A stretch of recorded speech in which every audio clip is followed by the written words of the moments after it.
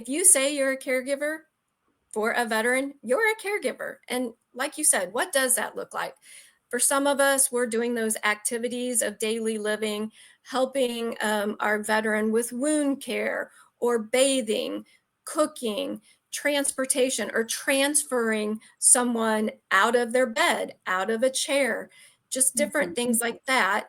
So, for us who are caring for someone with mental health challenges, making sure that they're not isolating for days on end. We may have to make those appointments for them. Are they remembering to take their meds? Do they have some meds that we don't want them to have access to, especially when they're suicidal? So you may be dishing out meds on a daily basis and keeping them in a safe lockbox at all other times. Another thing, what are we keeping firearms Mhm. outside of a lockbox, a safe, especially when our veterans may be suicidal? What does that look like? So we kind of find ourselves walking on eggshells lots of times throughout the day. But what about those invisible wounds?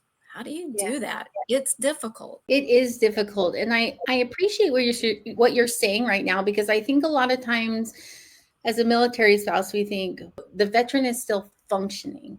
So maybe they're not, their PTSD isn't enough to consider myself a caregiver, or maybe it because they can still do things on their own, I don't qualify myself as such. There's a mental load that happens as part of that process of being with that person, watching over them, thinking about them, trying to, like you said, think through that process of where are the firearms in our house? What medication do we have?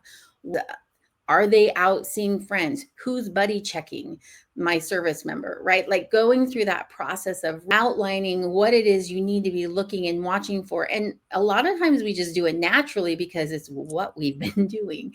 These are natural rhythms that you're going through as a spouse and as a military family. I think there's a lot of spouses that think, well, it's not that bad yet, so I shouldn't classify myself as a caregiver.